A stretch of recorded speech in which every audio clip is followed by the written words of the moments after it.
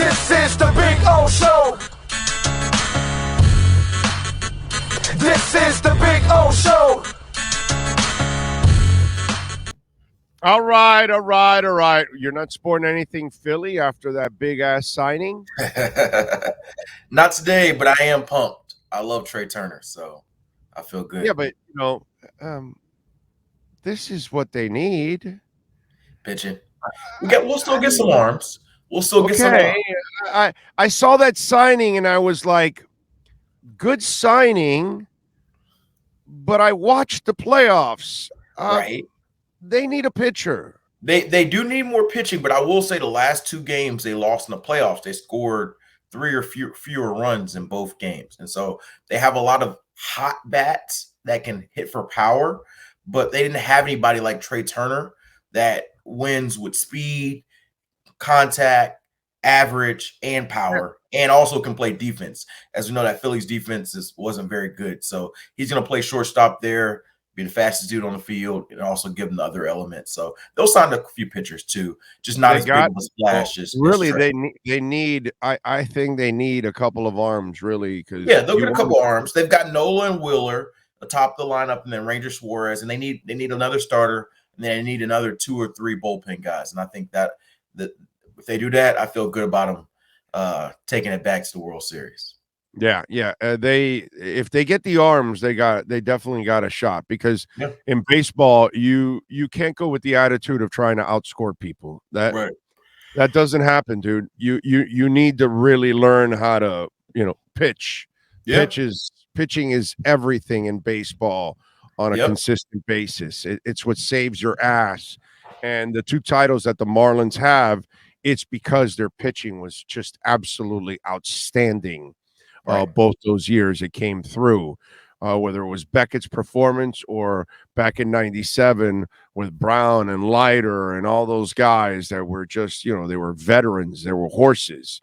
You were probably a little too young in '97, right? Well, how old were you in '97? I was 4. Oh, God. I do vaguely remember the 03 one, though. It was 03, right? Yes. Yeah. You were what? You were 10, 11? Yeah, I was 10. Yeah, 10. Yeah. So that's when I started my baseball fandom, so I do remember that. Oh, man. Anyway, it's all right. So in other words, when I started in 91, you weren't even on Earth. Wasn't even thought of. Like, wasn't even, I don't know where I was. I don't know, whatever you believe in. My first year, and I'm covering Don Shula, and you're nowhere to be found on Mother Earth. No, Okay. not even conceived at that point, so yeah. I'll tell you a funny story. That year that I first started going to Dolphins camp in 91, I didn't ask Shula a question for like 4 or 5 weeks, I think it was. Wow. It was just like, it was this intimidating, right? Oh my God. And remember, I'm just a rookie, so I'm just stepping in, and the jaw and the whole history, and I grew up with the whole history and everything. So he was already intimidating as it is. Yep. So here I am, some young punk, and I walk in there, and I'm just in my mid-20s, and I see, oh my God, this is freaking Don Shula. And then I just watched how everybody handled and how they asked questions. And I said, I am not opening my mouth. Actually, I want to say it was either Dave Lamont, or I think it was Dave Lamont. I'm pretty sure it was Dave Lamont. Dave goes to me, first month, try not to even ask questions. Look at how everybody else does their job. Mm-hmm. That's exactly what I did for almost everything. I think some of the other ones I got cocky and started asking questions, but for Shula, I remember I waited like 4 or 5 weeks because I watched him corner people like what do you mean? What are you talking about? And like, holy shit, you got to be prepared for this guy, or if not, he's gonna bite your head off right there in front of everybody else. That kind of. So let me ask you this, because obviously I never got the chance to cover Don Shula, as we've talked about my age. It was the feeling of Shula. Like, obviously I know Dolphins fans are gonna say he was better, right? But was the feeling good Shula similar to how people react to Belichick these days in press conferences and how the interactions were, or was it different in any way? It was different because Shula would give you a little bit more. Shula would leave some meat on the bones. Gotcha. So he wasn't so closed off and just, boring, short ass answers. Gotcha. Shula wasn't a total dick. You know what I'm saying? Like he would at least talk to you. He would at least tell you, explain something to you or whatever. But what he hated was when you started with innuendo and you started with crap and you started with, hypotheticals or stuff like that. That's the stuff he wasn't going to entertain. By the way, Jim Leland was like that. Yeah. Jim Leland was, he was a pain in the ass. Yeah. And that was the worst experience I've ever had as a reporter. Yeah. Really? Really. Spring training, the terrible experience. 7 a.m, I'm walking in and I have to see a shirtless Jim Leland chain smoking and drinking chocolate milkshakes at 7 a.m. Because, have you ever covered baseball? Yeah, I did for a little bit. You ever cover spring training? I've covered maybe like a game or two there. Okay, but not like a whole spring training. Yeah, no, the beat. Yeah. No, you had to be there. Your press conference was in the early morning with the manager for 45 minutes. Really? But remember, look at the year we're talking about, right? Mm-hmm. So back then, you were smoking all over the place. Right. We literally sat in a room for 45 minutes, and that son of a bitch smoked like 5 cigarettes, right, and drank his chocolate milkshake shirtless. Yeah. So it was gross to look at the old man. Right. And then we walked out of there smelling like we were in a cigar lounge. Yeah. For hours. And you had to do it. That was the way it was, right? That's the way it was, bro. I mean, I could sue his ass if I get cancer because that's son of a bitch secondhand smoke, bro. Yeah. So that was these days that would never happen. No, be worried about how Leland got in trouble. Leland got in trouble on the Marlins because he was sneaking smokes in the bench.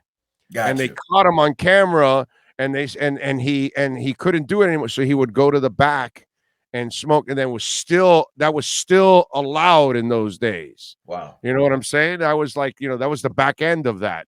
And then eventually it was like, no smoking inside the buildings and all that stuff. And that started shortly after, which is, of course, gone on now, in life, that you don't smoke anywhere in any kind of building unless you're on the outside, that they have those designated areas and stuff like that. But yeah, Leland was also kind of a pain in the ass, man. But anyway. I'm all right. So old school coaches these days. This is interesting. Think about that, dude. Just being in a room trapped up for 45 minutes and the dude's just chain smoking the whole time. The whole room is full of smoke, and you're like, oh my God, bro. Oh, it's gross. Anyways, some guys go to Newport Lights or Parliaments. You know what? I don't remember his cigarettes now. I forgot the brand. I was just so grossed up by him drinking a chocolate milkshake to start the day. It's like, really? Right. Chocolate milkshake. That's wild. Chocolate milkshake. That's how you First of all, where do you get a chocolate milkshake at that time? Did they make it for him every morning? Well, he's the manager, bro. He's the manager. So I'm like, there's no place that's open. So either he makes his own at home or somebody at the stadium makes it for him. Or you send an intern to Denny's to go get the milkshake and come right back. I guess Denny's would be open, right? Yeah. Right. I was trying to think what would be open. You said 7 a.m. What would be open at that time? But maybe Denny's would be serving chocolate milkshakes. Denny's in Melbourne, Florida. Wherever the Denny's in Melbourne, Florida is, because there's got to be one. There's got to be one. Oh, of course. Of course. It's either that or a Waffle House. One of those two have got to be somewhere there. All right. Your thoughts. I was just talking about it before you came on, the Eric Fisher signing for the Miami Dolphins. Yeah, I mean, it's probably much needed depth for them. I'm actually surprised they didn't do it earlier. This is a team that we talked about it even in camp. Their tackle depth was a concern. Now they've lost Austin Jackson multiple times, and now he's on IR. Teron Armstead's banged up. So you're kind of seeing a situation now where you're playing 2 right tackles essentially as your starters because you had nobody else to play left tackle. And so I think that's not necessarily for Teron Armstead, because I do think he's close to coming back. I think I told you guys on this show that last week that he was telling folks that, hey, I'm aiming to play. And, the team, like you discussed, obviously protected him from himself. But McDaniel said it yesterday. He was pretty close. Like, I think if this was a playoff game, I'd imagine they would have let Teron go out there and try to play. But, you got to be smarter. And, the way they're talking this week, it seems like he's got a real chance to play against the Chargers. And so Eric Armstead isn't here to be the left tackle while Teron Armstead's hurt. He's probably there as a depth option. If something does happen in the future, then you have a guy who actually is a left tackle rather than putting, one of Brandon Shell or Greg Little or an Austin Jackson that isn't healthy, which is what they've already run into once before, that they went and put him out there and he didn't last long because he got re-injured again.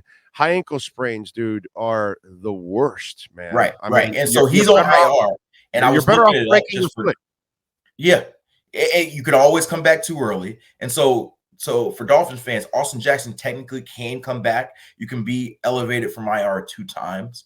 Now, is he worth an upgrade? The way he's played, I don't know. But the fact is that he can technically come back. As far as Eric Fisher, he's played left tackle his whole career outside of his rookie season. His rookie season, he played right tackle for the Chiefs out there. And then he's been a left tackle ever since. And so you're most likely bringing him in to be a backup left tackle. And you're saying, hey, most likely we're going to have Brandon Shell as our right tackle. Greg Little is his backup. We're going to have Teron Armstead as our left tackle. And Eric Fisher is his backup. And so now you've got 2 backups, each for the same, each for each side of the line.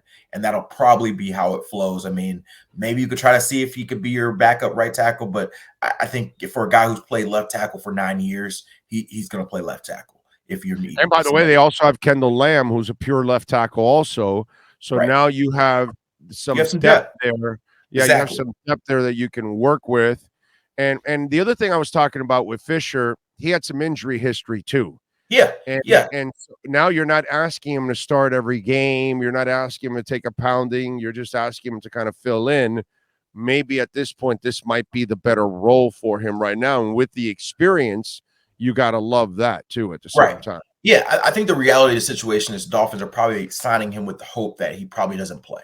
Because if he doesn't play, that means that Teron Armstead is staying healthy the rest of the season, and you're probably having Brandon Shell healthy the rest of the season, and you're rolling with those 2 guys as your booking tackles. But as we've seen this year, Teron Armstead's had quite a few battles with injuries, and so you can't hope is not a plan, right? And so whether it's the toe, whether it's the pec injury, whether it's something new, you have to plan as if, what do we do if something does happen to Teron again, especially as we get into these playoff type months. Greg Little to me is not a feasible option. Like I wouldn't count on that. They weren't terrible this past game, but you could see how much they shifted their game plan playing without Teron Armstead. Obviously, Nick Bosa went off for 3 sacks, and so you clearly see that, hey, when Teron's not out there, it's a different offense. Let's get Eric Fisher in there, and if we have to lose Teron at some point again, we have somebody we feel a little bit more comfortable with at a spot. I'm with you there. By the way, what do we know about Eichenberg? I haven't heard anything. So he is eligible to return from IR, if I'm correct. And so it's based on whatever his injury timeline is. It was a knee injury. I think it was an MCL, and I'm pretty sure it wasn't considered season ending. That being said, we haven't heard anything firm. So maybe the Dolphins are being vague purposely, or he's just maybe not ready yet. But they have not, from what I understand, rolled him out fully for the season. And so there's still a chance whether, I guess if we haven't seen him this week, then probably not this week, but maybe as we get into the Buffalo game or the Packers game or the Jets game and Patriots game down the line, maybe he starts to get to where he can return to practice.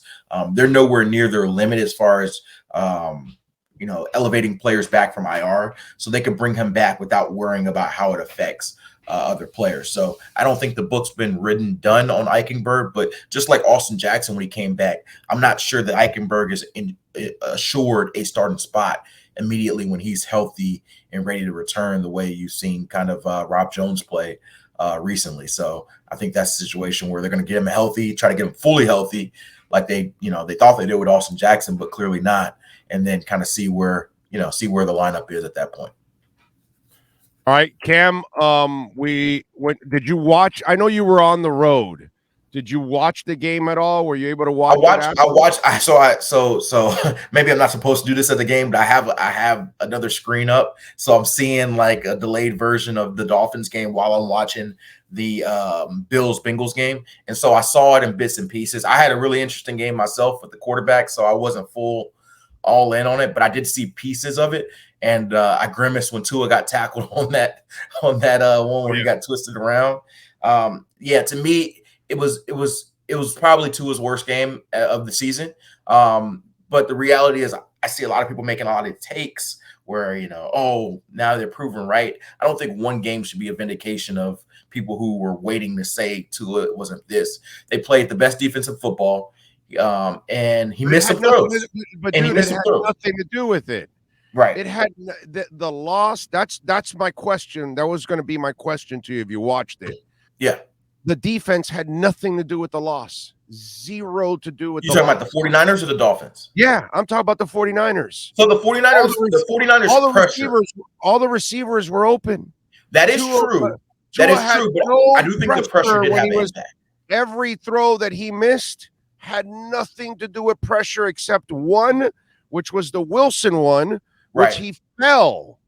So actually, he's supposed to turn around. Instead, he's falling backwards. Right. And then the defenders are coming into the hole where he was supposed to be at. And so that's why it ends up becoming a turnover. And that one he was throwing through a window because obviously he had the guys in front of him. So that's the only one. Outside of that, every other receiver was open. And every throw was off. I have to, for once, I have to say, this game was all on Tua. If he hits those open receivers, there are no turnovers. There are no short fields for them.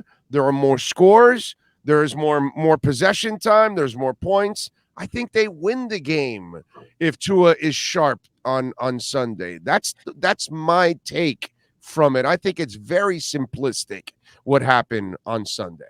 I don't think it's quite as simplistic. I will say this. I do think that Tua, like I said, I think he played his worst game of the season. He missed a lot of throws. And, I don't know if it was a footwork thing or, some guys are just off. Maybe it was just an off day for him. But he missed a lot of throws he should have made. And that was a big part of the loss. That being said, I also put blame on defense. You can't give up 33 points to a Brock Purdy let off. The back end were garbage points, dude. And it was a one-score game with a couple minutes left, dude. It was a one-score game. It was. But I'm still saying, you said, Tua plays better, they win. I mean, you're not playing where you got to score 35 points to beat a third-string rookie quarterback. Regardless of how he looked in the system, he did look very good. Kyle Shanahan had him flowing in the system. He was confident. But still, 33 points given up by the defense, you would have had to score 34, 35 points to win. And typically, that's a very high number for your offense to have to score. No, but you gave away 10 of those points on turnovers and short fields and all that stuff. So they really didn't score. That's part of the game. They really didn't score that many points. That's the thing. So they did score that many points. I mean, they scored 33. There's no way to. They scored the 33 because Miami assisted in those 33. Right, but that's part of football, right? There's turnovers in football, right? Just because the Dolphins. That's what I'm saying. If Tua is sharp, there are no turnovers. That's my point. Yeah, I don't know if it's reasonable to expect no turnovers from a quarterback every single game against this type of defense. Tua had been having a good run. He had 175, 180 straight passes without interceptions. But I watched Patrick Mahomes and Joe Burrow. Both of those teams are Super Bowl contenders, and they're turning the ball over. It happens, right? To me, it happens. That doesn't mean that, we lost because of a turnover or two. No, you lost because Tua missed a lot of open receivers. You lost because defense gave up 33 points. And you lost because ultimately, and this is what my point was about the pressure. Yes, there may have only been a few passes that were directly impacted by the pressure leading to poor passes, but the pressure gets into your mind. And so the fact that Nick Bosa is getting home, even on plays that you're getting rid of the ball quickly, is in your mind. The fact that you're not playing with Teron Armstead is in your mind. The fact that you know that you got to get the ball out quick. They've talked all week, 2 seconds or less, 2 seconds or less, 2 seconds or less. That's in your mind. And so that's going to impact your timing, your flow. And so that is what I was speaking to in the impact of the 49ers defense and their pressure. And Fred Warner in the middle, like he's one of the most underrated players in football. Tua had been excellent in the middle of the field. He hadn't faced a linebacker like Fred Warner who is able to navigate the middle where those lanes that Tua's often very quick, hitting, confident, and Fred's hopping in a few of those lanes, and it makes you hesitate a little bit. It makes you throw it a little quicker or a little slower. And so I do think the 49ers defense did have an impact in that, as well as Tua's poor play. So it was more of a combo for me, but I get your perspective on why you put it all on Tua. Oh, it's all on Tua. He hits those guys, game's over. Game's over. Everything was perfectly designed by McDaniel. Receivers were wide open. You know, receivers were open. Receivers were open at times. Yep, they were open. That's their weakness. They don't have great corners. What's great is their safety, not their corner. But here's what I will say: they play a lot of zone coverage. So because of that, receivers can often appear wide open, but the way they react and the way they bait quarterbacks, they might not have been as open as it appeared. They were open on some. Oh no, these guys were open. For sure. These guys were open. But I'm saying, go look at it, bro. They also have even the Gesicki play. Did you watch the Gesicki play at the end? Yeah, I did. Yeah. Why do you think that play failed? I think that was to me, that's the culmination of the game. You know, no, that was ball placement. That was ball placement. He put the ball right here. Yeah. And if you put the ball here, you allowed the defender to get in. If he puts the ball here, defender never gets there. He catches it or he gets interfered. One of the two. You either catch the first down or you get interfered and you get the foul and you get the first down. Everything was about ball placement for him on that day. That play, that last play, was the perfect example of his entire day. I've seen it, man. I've watched the great quarterbacks. When they're off, and you can't do anything about it. It's just one of those things. For me, and like I said, I don't think we're disagreeing. Yeah, I don't think we're disagreeing that Tua was off. Like, I think we both know that Tua was off. I think my point is that this wasn't a situation where, everything else was good and Tua being off cost you the game. To me, there was a lot more elements, like I said, with the defense and with the Dolphins defense and the 49ers defense that also caused the reason why they lost. It's a combination to me instead of just all on Tua. That's the only. What happens with this defense is going to happen every week. I think we've got and I think you've got that disease with some of our Dolphin fans. You guys got to get unprogrammed already. This is not a great defense. They're not shutting people down. They're not shutting anybody down. They're going to give up points. They're going to give up plays. They're going to give up yards. What they'll do is they'll find a way to make some plays at the end and make some plays occasionally to kind of keep you in the game. Yes. But if the offense doesn't bail you out, this team isn't going anywhere. The problem is that Dolphin fans and Dolphin reporters have been covering a team for 25 years that they all look to the defense to bail you out. True. That's changed now. This isn't a defense with all the injuries they have in the secondary. This will never bail you out. It's all about the offense bailing you out, and Tua in the offense and the passing game could not bail you out on Sunday.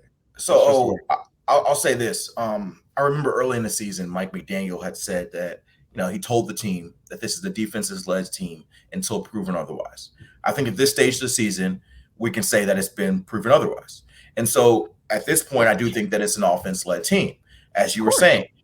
That being said, I think it's a part of a couple of reasons, right? This injuries obviously have a factor in it, but also, as much as Dolphins fans may not want to hear it, this scheme is different. It feels different. They've not been as effective as they were when Brian Flores was leading the defense last year as they are this year. No, Doc, come on, bro. It's because you don't have Byron Jones, you don't have Brandon Jones, you don't have Nick Needham. Yes, that's a part of it, but a part of it is also no, it's not all of it. It is not all of it. It is not all of it, though. And like I said, you can't look at stuff just in the colorful lens. This team is in a better spot with Mike McDaniel as a head coach, but this defense has been in a worse spot without Brian Flores as their leader of their defense. Oh no, I completely disagree with that. That has nothing to do with it. We will It disagree has then. to do with talent that's not on the field. You can no longer play your That is a defense. big part of it. It's not the No, whole that's story. all of it. No, Kim, Okay. that's all of it. We Because if will you agree to don't have the disagree. secondary that can hold up, the front seven can't pressure the same way. Oh, Now everybody has it. the front seven can't do the same thing because the secondary now has to play zone and has to mix things up. They cannot go island on island because they don't have a healthy X, and Byron is nowhere to be found. That I do not disagree. But my thing is, name me a defense in the league that has been healthy all year. Injuries to me are not a mea culpa for everything. Injuries happen. Yes, they've been big injuries, right? But they haven't had Byron Jones all season. This isn't something like it just popped up last week. You have to adjust, right? And they've had opportunities to go get their corner, but they've told us time and time again, we're confident with our group. We're confident in our corners. We're confident in our safety. And so if you're confident in that, you can't use it as an excuse for why the defense is not the same. So that's why I say it's a part of it, but it is not the whole story. What could you have fixed? What was out there that was going to really correct everything? I will just say that the scheme is not exactly the same as it was last year. And there are some elements that could be. But how do you replace Byron Jones, dude? How do you replace Brandon Jones? You adjust. You adjust. No. Come on, dude. You adjust. That's coaching. That's going through the scheme. Man. You're going to ask Eric Rowe, who can only cover tight ends. Never been really good against receivers and running backs. All of a sudden now he's got to do some more of that, which puts him at a disadvantage, puts Boyer at a disadvantage because he's got to use him. You're not going to expect the same thing out of Eric Rowe filling in for Brandon Jones, who's a better cover guy now at this point, and a blitzer, run support. And you saw this week when the quarterback was held by Sealer, he needed somebody to help him. Eric Rowe was like, Brandon Jones would have knocked his pecker in his sock, and he would have put that quarterback back 3 more yards. You know what I mean? There's a difference. There's an enormous difference on what's going on with this team when you don't have a secondary that can allow the front seven to do what they need to do. This has changed everything, and I don't blame Boyer for this. In fact, I commend Boyer for being able to kind of hang in there with that defense and keep it serviceable. I think he's done an excellent job overcoming a crap ton of injuries that have changed the face of his team. So I'm not playing the blame game. I'm not saying Boyer's the reason here and there. I'm just giving you the reality. Like I said, I'm not here every week, but I have a pretty good pulse of what's going on with the team. I have a pretty good pulse of what's going on in the locker room, the defensive side of the locker room. And I'm telling you that, yes, I do not disagree with you. Brandon Jones' injury was very big. Not having Byron Jones is something they did not plan for.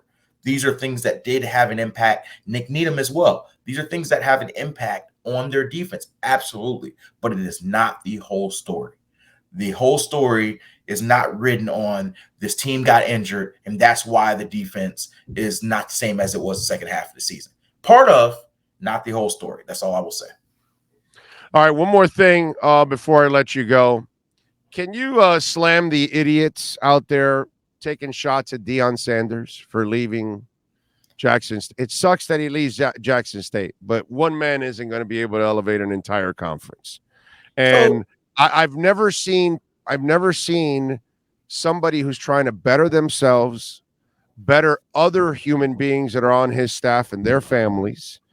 I don't understand how we criticize anyone for bettering themselves. And yesterday I said this, the caveat. I got a little racial. If you're in the black community, there's a part of you that can be a little frustrated and all that because you're doing a lot for HBCUs, and I get it. But on the other side, if you're white, shut the hell up. Shut the hell up, okay? These are human beings that have worked their asses off, have put themselves in positions to better themselves. And that's what Deion is doing. I commend him for doing this because he's got to do what's right for his career and especially his assistant coaches who are also going to get paid now a lot more money by going, to Colorado. We are bad people in society when we're trying to stop others from getting better. we should be celebrating and congratulating them that they have done things to better themselves. That's the way I look at it overall. But you go ahead, because I'm more interested from your point of view. Yeah, so this one's a tough one for me, and I actually haven't said anything about it at all because I've been trying to process this. First of all, I'm from Jackson, Mississippi, so that's my hometown. So I have a personal connection with it. I was ecstatic when Deion was there for HBCUs because that's a big passion of mine, and lifting up HBCUs. I've done a lot in the HBCU as far as coverage, and so I would have loved if Deion Sanders was making his imprint to be there for years and years to come. But that was not the case. And I do not blame Deion for leaving. I understand we all would leave for opportunities that are better for us financially, better for us resource-wise, better for us growth-wise. And so the whole narrative of him being a sellout, I do not agree with. Now, here's what I will say. A lot of the conversation, like you were alluding to, about Deion Sanders is a lot of people saying, I told you so. I told you he was going to leave the HBCUs. I told you he wasn't about this. I told you. And I think people need to realize, and I've done a lot of work on this. I brought this picture. I was down there at his pro day talking with him in March. I know Deion personally. And so I can tell you the impact he had on that city, he had on the university, he had on HBCUs has been immense. He's added so much money. They've got sponsorships because of him. They got new facilities because of him. That program and city have been risen because of him. And so the challenge they have now is keeping that up. Do media companies, do us as reporters, us as society, do we still care about HBCUs when there isn't a Deion Sanders there leading it? That's the thing that I'm worried about from an HBCU perspective. And you know what's going to happen. But honestly, that is not the responsibility of Deion. Deion wasn't, it's unfair to say he has to stay at HBCUs forever to keep the attention on him. That's on us as a society to care that, he's put the attention on it. We should care. This is why. And now that he's gone, we should still care. Now he's going on to Colorado. I think he's going to do big things there on a program that's been broken. And I do think that a lot of the narratives, particularly like you said, for white folk, has been, oh, well, he left, he left to go to the bigger school, showing you that HBCUs really weren't all. I hate that narrative because him leaving should not be an indictment on HBCUs. And it also should not be an indictment on him choosing a white university over HBCUs. And again, he's not going to be able to lift an entire conference. Right. And he did a great job. He's only going to be able to lift one school to become a monster inside that conference. Look, I'll give you a great example. At least I think it is. Yep. Eddie Robinson is a much better coach than Deion ever will be. And Eddie Robinson spent his whole life at Grambling when he easily could have gone to a big-time school, because Eddie Robinson is one of the 5 greatest college football coaches ever. But he'll never get that real credit because he was at Grambling. But we all know that if he went to Alabama, Auburn, Georgia, whatever, he would have been, the John Thompson of college football. You know what I'm saying? Yep. So and Eddie, to his credit, he stayed there and he helped a crap ton of players and human beings become better people and all of that. And it's satisfying for him personally. But in the big picture, it's not the same thing of moving on to a bigger program and then making that kind of an impact on the football field. And so Eddie Robinson was kind of cheated out of, college football immortality. I will know about it because I'm a student of the game. So I appreciate what Eddie did. But you know how it is. In general, nobody's going to talk about Eddie Robinson, dude. They're just not. They're going to. I think it depends on the community, right? We talk about Eddie Robinson a lot in the Black community. We talk about it a lot in the HBCU circles. You're talking about it in the national spectrum, right? And to be honest, that's my point. I think that national audience puts out what the consumers, what it thinks, one, and what its bosses think, but also what it thinks the consumer wants. And so it's up to the bosses, the media companies, to continue to care. Like Deion showed you that 5-star and 4-star prospects will come to HBCUs if you recruit the right way. That you can bring a college game day to Jackson, Mississippi, and bring the energy there, the electricity there, and that it'll happen. And that people care and will watch the bands and everything that comes with the culture of HBCU football. Now, that being said, are these people just here for Deion because they know he's a great personality and he's a Hall of Fame player?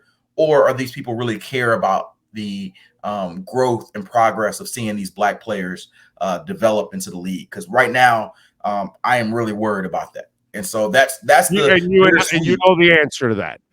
And so I hope my feelings are wrong, because the reality of it is there was a point in time where HBCU football was the biggest pipeline to the NFL. There are actually 10% of the NFL Pro Football Hall of Fame comes from historically black colleges and universities. And so people don't realize that. That started back in the AFL days in the 60s. Yep, absolutely. When they went to the black colleges because the NFL would refuse to go to maybe the best player to ever play in this league, Jerry Rice. You can have your arguments either way. Went to HBCU. Mississippi Valley State. Yeah, Mississippi Valley State. And so there is a history of HBCUs leading to NFL greatness. And what Deion and a lot of these former players are trying to do is resurrect that. Now, people will argue he left before he fully did that, but how long would that have taken? And so I don't blame one guy. The issue now is continuing the renaissance as the coaches in HBCU ranks, us as consumers, and people who decide what goes on television. But you and I know that the HBCUs don't have the budget to go hire the coaches and the assistant coaches that it's going to take in order to lift that. It took a Deion Sanders to go take a hell of a lot less money and bring his name there and his brand there in order to lift their brand. Mm-hmm. And that and like Deion's, there's very few, dude. That is true. You can bring a coach, but you can't bring a brand. Very few of them have a brand. And that was what was special about Deion Sanders, is that he is a brand. So immediately he brings attention to you no matter what goes on. And that was the blessing for Jackson State. I think his message is still valid in that these schools, these programs have to be lifted up, and we need everyone's help to do it. And so, like I said, Deion's not going to be there anymore, but Eddie George is still there. You still have, Hugh Jackson, not a former player, but Hugh Jackson is there until this. There are still big name NFL names who are on that spectrum. And in the same token, like I said, when we're deciding what to put on TV, if we're deciding, hey, what's going on ESPN Plus or NFL Plus or ESPN2 or some of these other channels, it's not going to compete with Alabama, Georgia. We already know that, but it can compete with Kent State, Marshall. It can compete with, Western Kentucky versus Eastern Kentucky. A lot of times I see these programs putting these small school games up and they get 10 times the coverage these HBCUs do with 10 times less culture. And so to me, those are the decisions that help bring more money and resources into these programs. By the way, somebody's asking, Big O, can you ask Cam if he knows when Tua hurt his ankle? Was it against Houston or the Niners? Rappaport reported Tua hurt his ankle. That's all he reported. I'm sure it was against the Niners when he got. Yeah, I'm pretty sure it was against the Niners. Yeah, I'm pretty sure of that. Dougie Fresh says, Wolfe is bringing it here. What makes HBCUs sustainable and viable is a collection of people and businesses working in tandem. Deion really set the stage. Others need to add to a verse to the play. Yeah, man. I think, you hit it on point. Like it's a group effort. Like Deion did a lot of the heavy lifting, like you said, because of his brand. But it doesn't mean that people can't continue to train. There won't be another Deion. Like that, there's not going to be a replacement. Jackson State's going to hire somebody else. He won't be Deion. He won't bring that attention. That doesn't mean that they can't, maybe not at the same loudness, but they can't sustain the growth that he had there. I think that we have in our mindset that only, one person can lift this HBCU community back to where it was. I think it's like Dougie Fresh is saying, it's a community effort. Deion did a lot of the heavy lifting, the starting, And the hope is that the renaissance continues, but it's not just on the coaches. It's on us. It's on the media people, which is why I've said that like 5 times. All right. Now, one thing now, and I've got to be fair. Okay. Mm-hmm. The good comes with it. The bad comes with it now. And I don't know if there will be, but we're going to find out, because most of us, let's be honest, we're not watching Jackson State games from beginning to end. We're not watching how he calls games and what happens and how he handles the clock and the substitutions and everything else. The one thing Deion will now have that he did not have and he was able to hide away, and I don't know, again, how good of a coach he is, game day, in-game coaching, all those kind of things, now will be scrutinized like never before, because he is now in a Power 5. He is now going to get that national attention. He's now going to be on the national spotlight. So while there's great stuff for him personally and his staff, he is now going to have a different kind of magnifying glass on him, because now he's going to have all those Buffalo fans looking at everything that he does, and he will be judged now. Now is where he's going to be judged as a coach. He was judged more as a guy building a program and building a brand and all that for Jackson State. Now the coaching part will be really put under the microscope. I think one thing that people don't realize in this Deion Sanders conversation is that Jackson State did just as much for Deion as Deion did for Jackson State, which people may not, like in their prism, they may not do that, think about that. But the reality is Deion had been trying to get in the college coaching spectrum for years. And a lot of people were pointing to his failures and building a high school program in Texas. And he hadn't had the successful start to his coaching genre. And so Jackson State gave him a platform with a type of football, HBCU football, that allowed him to really maximize his growth. So he amplified Jackson State and HBCUs, but they also amplified him because they were waiting for someone to had his personality and cachet there. And so we don't know how great of a coach he is. The reality is we don't. He recruited coaches there because of who he is, just like he recruited players there. And he's already building a rock star staff. I saw some reports that he's bringing Willie Taggart with him. He's bringing the Kent State head coach who's stepping down to become his offensive coordinator. There were some rumblings about Mike Zimmer there potentially becoming his defensive coordinator. So he's building an all-star coaching staff. And the thing Mike I've always Zimmer's going to be there? It's not Mike official. Zimmer? Not official, but there were some rumblings. Did you see Mike Zimmer? Did you see Mike Zimmer's girlfriend, by the way? I did. And so I'm a Mike Zimmer fan, bro. If that dude who's like 102 can get that's impressive, dude. I mean, that's impressive. Okay. And so I guess my point here, and I gotta run in a second. Sorry, I had to digress on that one. Sorry, I apologize. I will no comment that, but I have seen her. I have seen his girl. I will say that like the challenge is definitely going to be on him, because there are people, just like people when we're talking about Tua, there are people who are waiting for Deion to fail. They hate that there's this black man who came into coaching and kind of fresh, and all of a sudden he's become the face of coaching. What they feel like is overnight, right? And so there are people who are waiting for him to fail. That being said, I think that he has a good platform. I think he knows his strengths and weaknesses. I think that he knows he's not a Mike McDaniel style coach where he's going to be in the room scheming up, the hottest offensive plays. And I think he knows that. Like, maybe he won't ever tell you that, but I think he knows that in his heart of hearts, which is why he surrounds himself with people who excel in that part of it. What makes Deion special, and it's really a great fit for college, which is why I think he'll never go to the NFL, is that he is maybe the best recruiting coach in college football. And that is the most important thing in college football. You get the talent there, and he's also a great motivator.